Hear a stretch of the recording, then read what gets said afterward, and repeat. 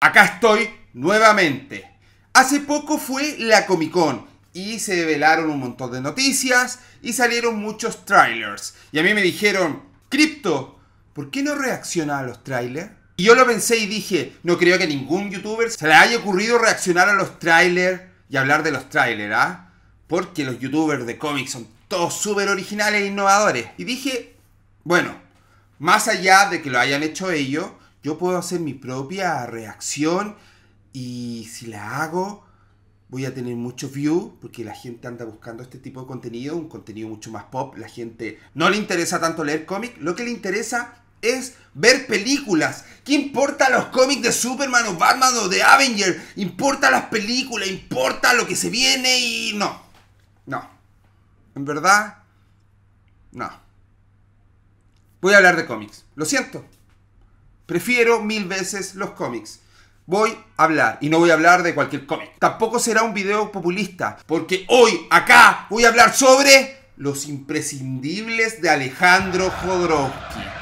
El chileno Alejandro Jodorowsky, quien ha triunfado afuera, un grande, un tremendo. Y me cargan estos pelotudos que dicen, ay, a mí no me gusta Alejandro Jodorowsky porque hace unos tweets súper tontos, súper estúpidos. Ay, mira, los tweets parece la Pilar Sordo del cómic. señor, como siempre le digo a ustedes, primero consuman su contenido y luego juzguen por unos tweets. Tremendo en el cine. Ha escrito libros, ha experimentado en diferentes canales de la creatividad, pero hoy hablaré por su paso por el cómic. Haré una breve línea de lectura y les diré cuáles son los cómics que tú, sí, tú debes leer de Alejandro Jodorowsky. ¡Partamos! Antes de partir reseñando los cómics que para mí son imprescindibles de Alejandro Jodorowsky, voy a nombrar varios que están editados al español en orden cronológico, por si después quieren investigar más y comprárselos. Partimos por Los ojos del gato, de Alejandro Jodorowsky con Moebius, editado por Norma Editorial. El Incal. Existe una edición integral en cartoné. Esta edición es un tomo único. Tiene el color original, 100 páginas de extras inéditas, como Los misterios del Incal, y una nueva edición que reúne los 6 álbumes de la saga del Incal más un séptimo inédito, repleto de extras, titulado Los misterios del Incal. Aleph Tau, volumen 1, de Jodorowsky con Arno, editado por Norma Editorial. Aleph Tau, volumen 2, también por Norma Editorial, con Arno, Jodorowsky y Covial. Colección Humanoides de Metal Horland, 27. La saga de Alandor, parte 1, El dios celoso, de Silvio Cadelo, en dibujo, tinta y color, y Alejandro Jodorowsky en guión.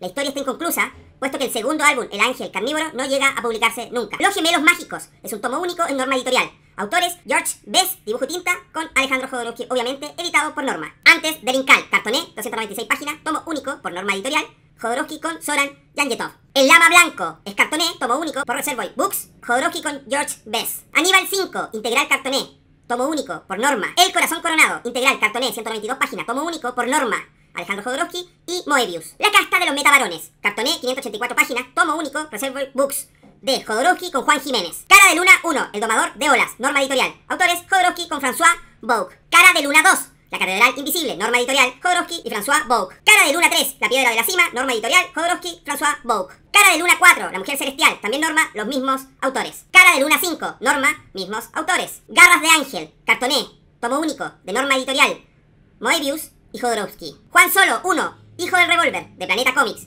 Alejandro Jodorowsky con George Best. Juan Solo 2, Los perros del poder, Planeta Comics, Jodorowsky y George Best. Juan Solo 3, La carne y la sarna, Planeta Comics, Jodorowsky y George Best. Juan Solo 4, Santo Bastardo, Planeta Comics, Jodorowsky y George Best. Los Tecnopadres, volumen integral, tomo único, Norma Editorial, de Alejandro Jodorowsky y Soran Yangetov. Megalex, cartoné con sobrecubierta, tomo único, Reservoir Books, de Alejandro Jodorowsky. Después del Incal, cartoné, tomo único, de Norma Editorial, Jodorowsky, Fred Beltrán y Moebius. Pouncer, integral, tomo único, Norma Editorial, de Alejandro Jodorowsky y François Bouc. Los Borgia, integral, cartoné, 216 páginas, tomo único, Norma Editorial, Jodorowsky y Manara. Pietro Lino, tomo único, Norma Editorial, Jodorowsky, Oliver Boys Común. El mundo de Aleph Tau, tomo único, Norma, Jodorowsky y Marco Nisoli. Las armas del Metabarón, cartoné, 64 páginas, tomo único, Planeta Comic. También hay una edición chilena.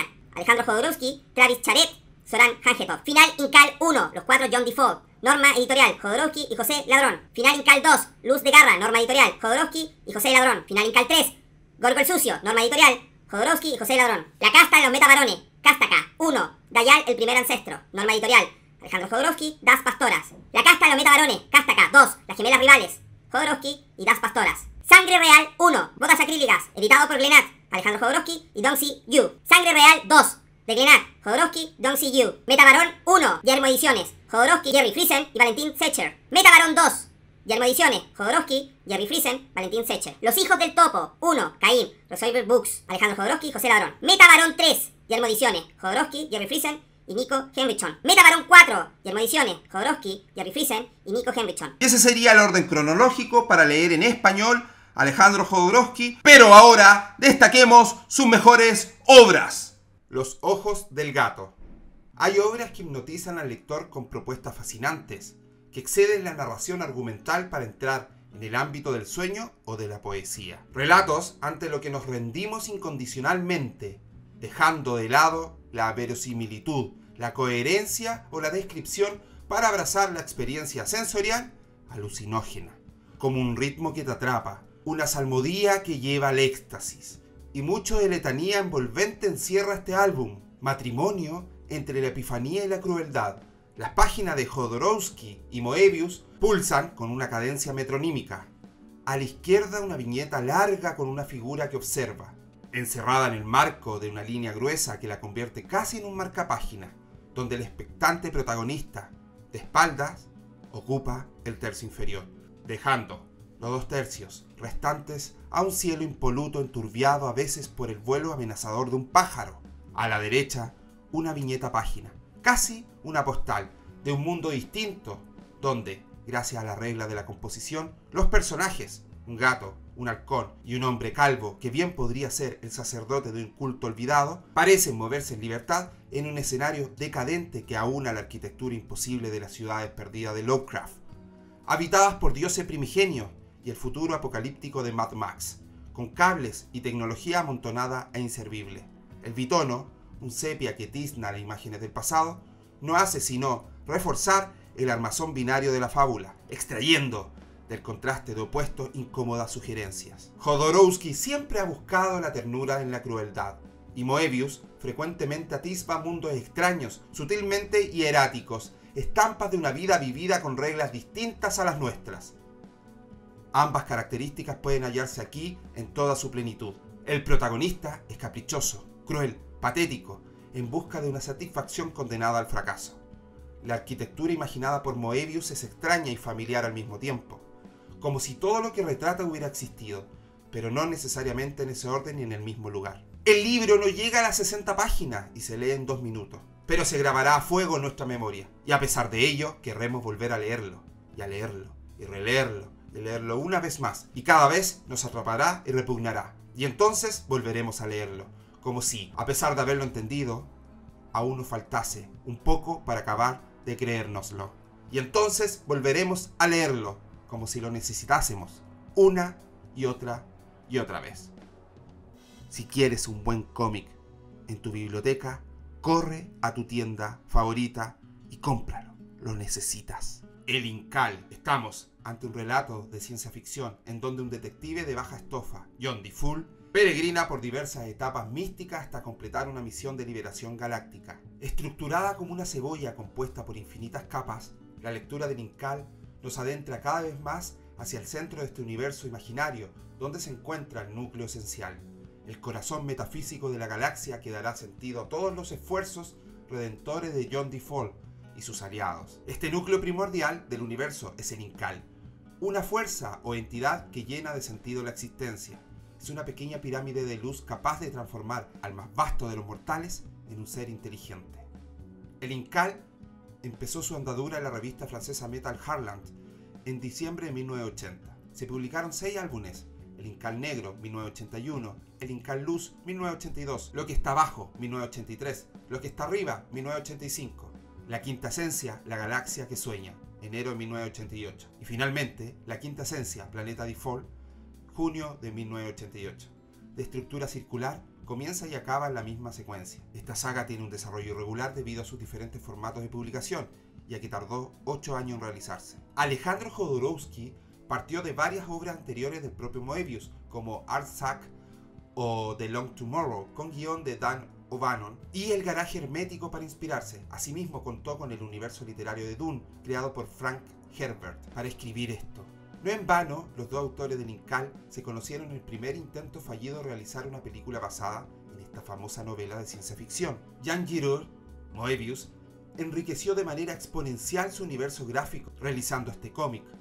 Su diseño del universo Incal es apabullante. A lo largo de los 6 álbumes de la saga se suceden de manera frenética sociedades, civilizaciones y planetas perfectamente estructurados y con una riqueza de detalles asombrosa. La ciudad Tecnos, el planeta de oro, la galaxia Berg, Aquaen o el propio planeta Default son algunos ejemplos de esta cosmogonía particular.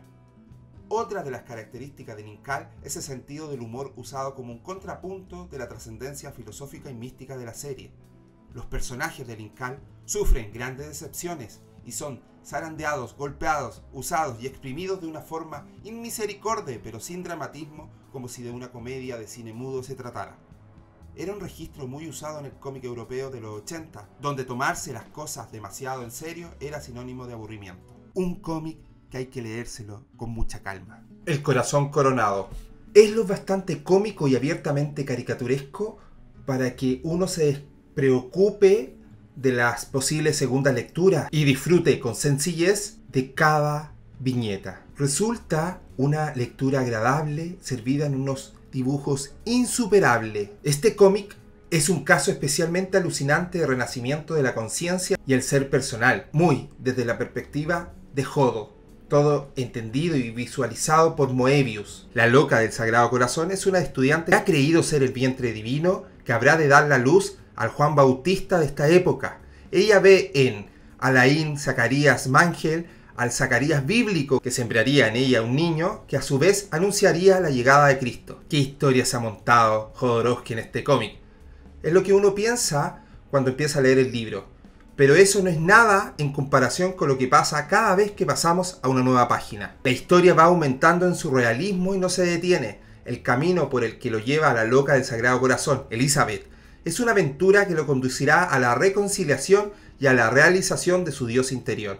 Es como una historia del tarot. Uno de los personajes más llamativos es el otro yo, que Mangel alucina y que lo incita a aprovechar cada una de las oportunidades placenteras y libidinosas que la vida le presenta, y que el buen profesor había evadido durante su vida adulta precisamente para escapar de las alucinaciones. Este personaje es como el loco del tarot. Para imaginarnos este cómic, vendría siendo una mezcla de fanatismo, París, sexo, playa, selva, crimen, drogas químicas y naturales, capos colombianos de la droga, mesianismo queer guerrillero, chamanismo, maternidad, viajes, muerte y resurrección. Si bien Jodorowsky es el autor intelectual, Moebius es lo que le ha parido. Las ilustraciones de Moebius son inconfundibles, son muy coherentes con los textos, son sensuales y son graciosas. La gracilidad de Moebius es un deleite visual y artístico.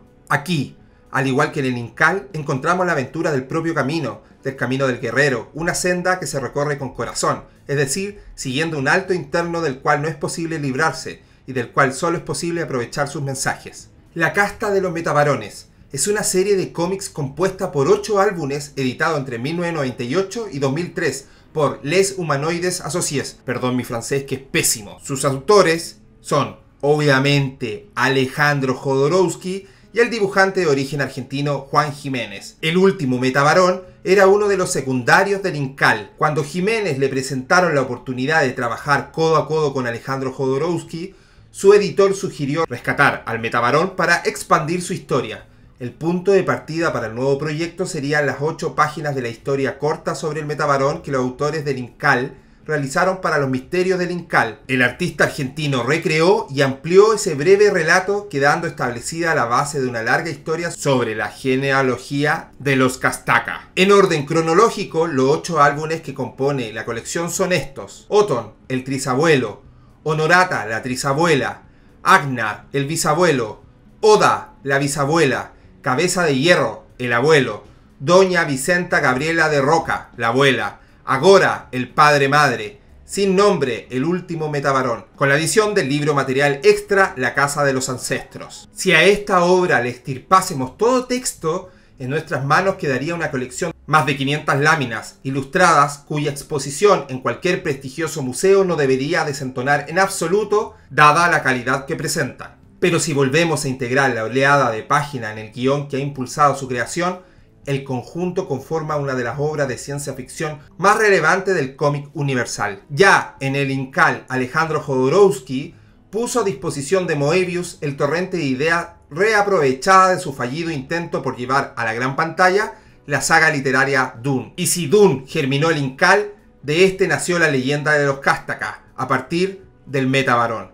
Continuando la cadena, este personaje es la base sobre la cual se teje hacia atrás y hacia adelante en el tiempo un clan familiar, descubriendo en cada capítulo un paso más en el relevo generacional que parte de Otón, el tatarabuelo, y desemboca en el presente con Sin Nombre, el último Metabarón. De la narración de los hechos se ocupa Tonto, el robot sirviente del invencible Metabarón. A través de la lección de historia que a modo de cuento le relata Tonto a su compañero robótico Lothar, vamos adquiriendo conciencia de la crueldad y dedicación bélica del linaje de guerreros más temidos del cosmos. Los Kastaka se rigen por el código Bushitaka, un protocolo físico y mental que conduce su comportamiento por el sendero de la batalla, convirtiéndoles en guerreros implacables y despiadados, pero capaces también de actos nobles y apasionados. Viven en Mármola, un planeta que les permite explotar sus ricos yacimientos de mármol y hacer de ello su medio de subsistencia. Sin embargo, la calma de la que gozan en su mundo natal queda perturbada por una invasión en toda regla. El Imperio ha descubierto que Mármola esconde una sustancia muy especial, la epifita, imbuida de una extraordinaria capacidad antigravitatoria. Esta guerra diezma el linaje Kastaka hasta obligar a Otón a negociar la paz con el Imperio, iniciándose una turbulenta relación entre el poderoso bloque gobernante y el clan de guerreros. Si bien nos encontramos ante un space opera en toda regla, con la épica intergaláctica y la ambición necesaria para hacerla efectiva, el misticismo y el humor queda muy correctamente encajado en el circuito que va recorriendo la trama. A la riqueza de los notables personajes principales, entre los que destacan el último Metabarón y el abuelo Cabeza de Hierro, se suma la de unos secundarios como el dúo robótico y la de la legión de monstruos y criaturas alienígenas cuyos precisos diseños contribuyen a dejarlos caracterizados casi sin aporte extra. Si el entretenimiento visual que ofrece la obra ya justifica de por sí su existencia, la composición completa edifica uno de los mejores cómics que he tenido el gusto de leer, con lo cual, como aficionado al medio de las viñetas, sería irresponsable por mi parte no recomendar la gloriosa épica que concentra los talentos con voz propia de Jodorowsky y Jiménez. Los tecnopadres Alejandro Jodorowsky y Zoran Janjetov. El anciano albino supremo tecnopadre, acompañado por su mascota parlante Tini Griffey, surca el universo en su nave espacial junto a 500.000 de jóvenes pantecnos en busca de la galaxia prometida.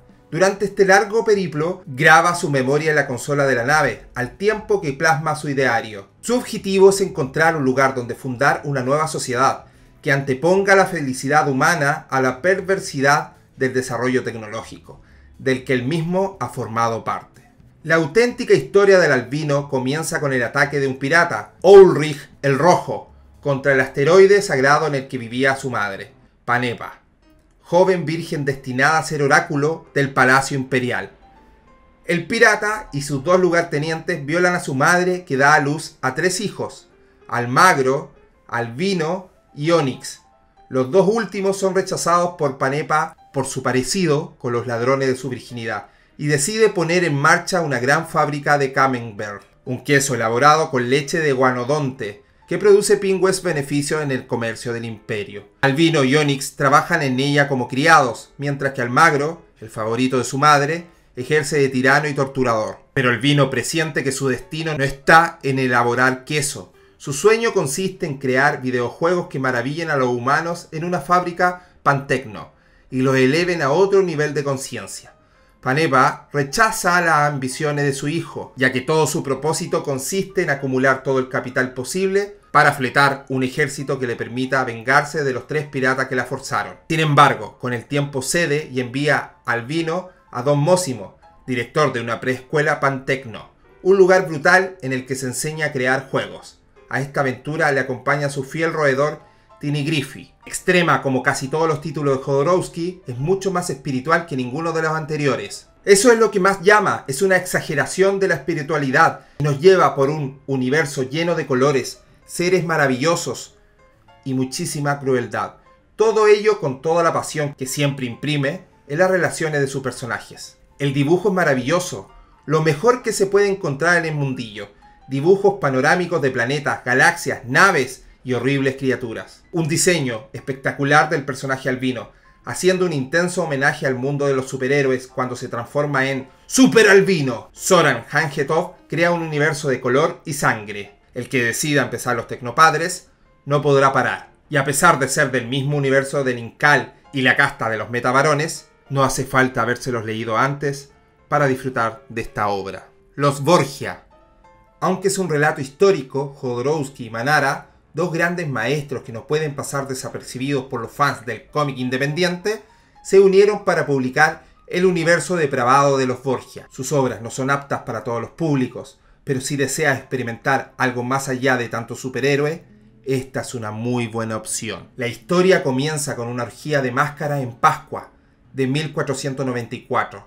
Se centra en los acontecimientos vividos por Rodrigo de Borgia, el Papa Alejandro VI, y dos de sus hijos, Lucrecia y el legendario e intrigante Cesare. El papado de Alejandro VI se resume brillantemente con la secuencia de la orgía de máscaras. El Papa se presenta enmascarado y con traje de rey y se dedica al negocio de la búsqueda de su reina ideal. Cuando una mujer hermosa se acerca, enmascarada también, y con el atuendo de la reina, el rey no pierde el tiempo en arrastrarla a través del pasillo, hasta un altar donde dispone para el montaje como objeto de su adoración carnal. En escena como esta es donde brilla especialmente un dibujante como Manara, el considerado maestro indiscutible del cómic erótico. En ciertas páginas te asombras viendo cómo la acción cambia de panel a panel y descubres cambios sutiles en las ilustraciones, las cuales reflejan fielmente el estado de Rodrigo. Su determinación, como su líbido, sube mientras arrastra a su reina a través del pasillo y le quita las medias. Jodorowsky ha demostrado ser un estudiante importante y crítico de muchas tradiciones religiosas y místicas del mundo. En sus cómics, la religión se presenta con frecuencia como algo que se utiliza como una herramienta de control social. La historia de los Borgia le venía como anillo al dedo.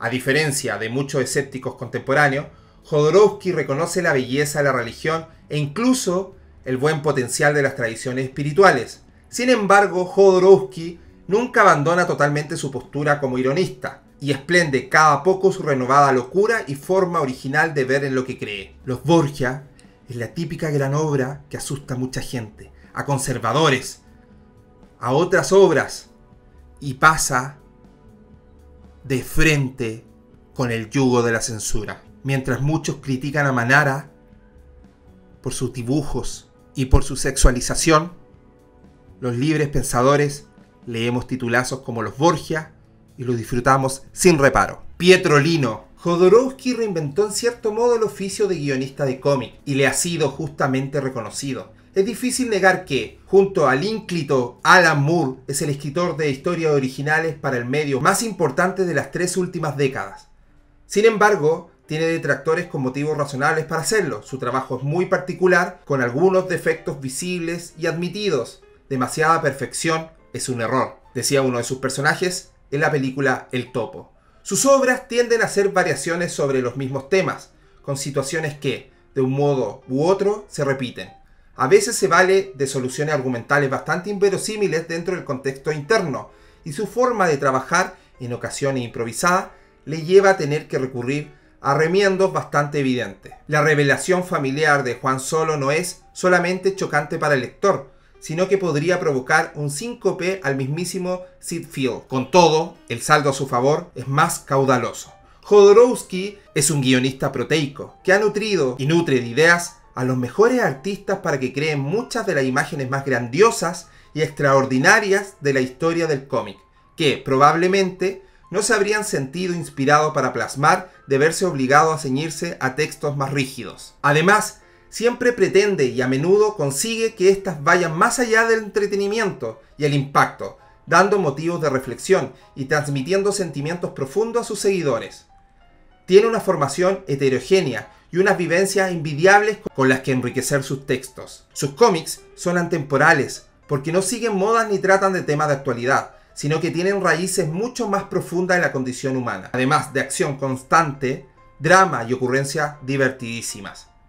En un mundo en que la narrativa, en todos los medios, se sustenta con fórmulas aprendidas y los que guionistas suelen ser personas que únicamente pueden aportar lo aprendido en cursos académicos y un sólido manejo de los programas ofimáticos, Alejandro Jodorowsky es un autor imprescindible. Para acercarse a su obra por primera vez, puede que Pietrolino sea la mejor opción, antes de introducirse en sus sagas más extensas. Constó de 2 álbumes dibujados por Voice Común entre el 2008 y el 2009, que fueron publicados por Norma en un integral. La historia fue ideada, en principio, como guión cinematográfico que sirviese de vehículo para las habilidades del mítico mimo Marcel Marceau, con el que el guionista habría trabajado anteriormente, y se materializó finalmente en forma de cómic como homenaje para él, quien, desgraciadamente, murió poco antes de que se publicase. El casi desconocido hasta entonces Voice Común cumple sobradamente, dando un aspecto atractivo a los escenarios que transmite cierto onirismo. Utiliza un color directo y exagera los rasgos físicos de los personajes para que, así, sean algo más que representaciones naturalistas. Pietrolino es una fábula para adultos, un argumento simple que, sin embargo, resulta eficaz, tremendamente poético y nada convencional. La simpleza y el maniqueísmo no se deben a descuido o desidia de los autores, sino a la pretensión de transmitir, utilizando elementos conocidos de la pantomima, las marionetas y los números circenses, tan queridos por algunos, algo que sea igual de rotundo, pero con mayor riqueza de la que es habitual en estos espectáculos. Se trata, por tanto, no solo de una excelente introducción para el universo del psicomago, sino también de una lectura ideal para quienes todavía piensen que el cómic solo ofrece aventuras de género o experiencias documentales muy apegadas a la realidad. Los hijos del topo. 1.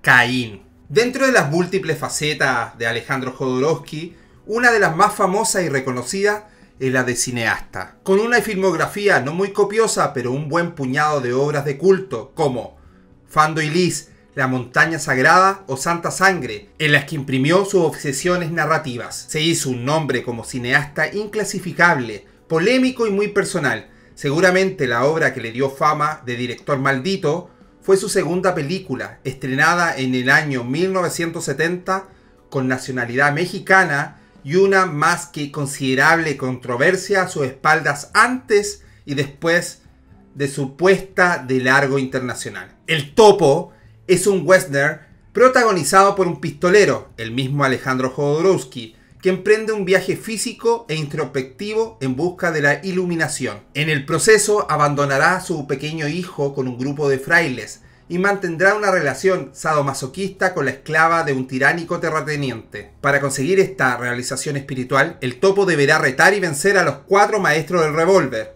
y tras ello encontrará su hijo, ya adulto, que buscará venganza contra él. Esta producción dio nombre a lo que más tarde se conoció como cine de sesión golfa o cine de medianoche, debido al gran éxito que cosechó en dichos pases en salas de todo el mundo. Aunque Jodorowsky siguió rodando otro tipo de largometrajes, la idea de realizar una secuela del Topo nunca desapareció de su cabeza, El hijo del topo, que así iba a llamarse en principio esta segunda parte. Nunca llegó a buen puerto por diversos problemas con unos productores que no veían con buenos ojos la historia o los derechos de autor que estaban en manos de la compañía Avco del célebre Allen Klein, y ni siquiera cuando se afirmó que el protagonista del film iba a ser el cantante de rock industrial Marilyn Manson. La producción pudo convertirse en una realidad.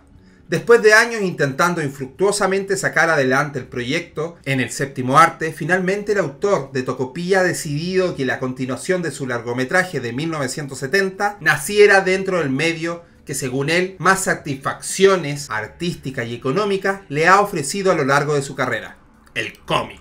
Con el título de Los hijos del topo, Glénat en Francia y Reservoir Books en los países de habla hispana han editado el primer volumen de lo que será una serie que nos traerá de regreso a los personajes del film de Jodorowsky, con guión de este y dibujo del mexicano José Ladrón, y ya colaboró con él en Final Incal.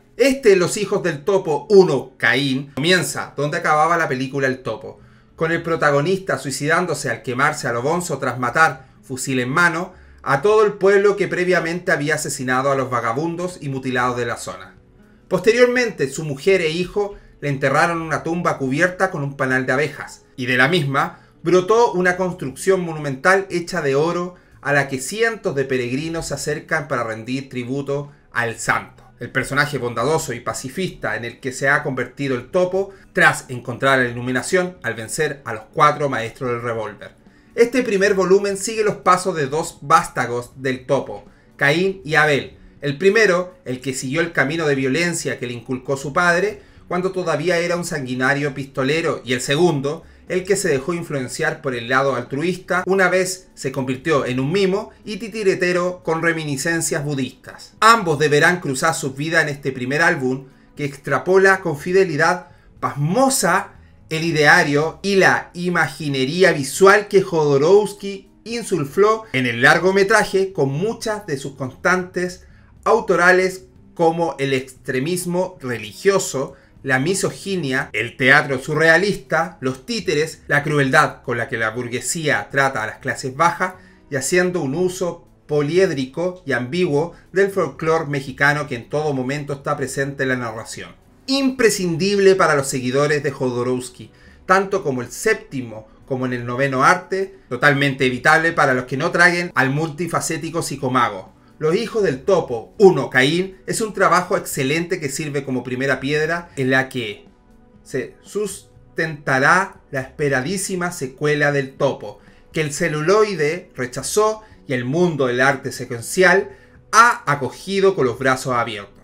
Con un guión 100% Jodorowsky, que se diera la escritura de la reciente colección Metabarón, volúmenes 1 y 2, a Jerry Friesen, y algunos recientes problemas de salud nos hacían temer lo peor con respecto a su estado, pero lleno de inventiva, fluidez narrativa, surrealismo y egolatría que en poco tiene que envidiar a la película en 1970. Y un dibujo de José Ladrón con el que el mexicano despliega todo su meticuloso y potente talento. Este álbum se revela como una de las lecturas más estimulantes del último tiempo. Un producto de calidad y altamente entretenido que no defraudará a todo aquel lector que sepa de antemano lo que va a encontrarse en estas 64 páginas, que dan arranque a una colección que una vez finalice su creador intentará, por enésima vez, llevar a su medio original, la pantalla grande, algo que solo el tiempo nos dirá si llegará a suceder. En definitiva, Alejandro Jodorowsky es un grande. El Jodoverso está a la altura de grandes creaciones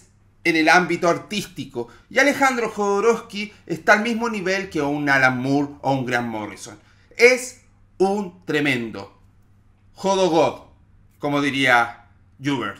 Por eso mismo les recomiendo, y lo grande que tiene Alejandro Jodorowsky es que muchas de sus obras las encuentran muy económicas. Hay ofertas súper grandes con la casta de los metabarones, y hay ofertas súper grandes también con el Incal. No tienes excusa para no leer a Alejandro Jodorowsky. Económico y de un nivel que está en otra galaxia. No todo en la vida es pop, señores. Lean y lean de todo. Espero que les haya gustado este vlog y nos vemos en una próxima ocasión. ¡Adiós!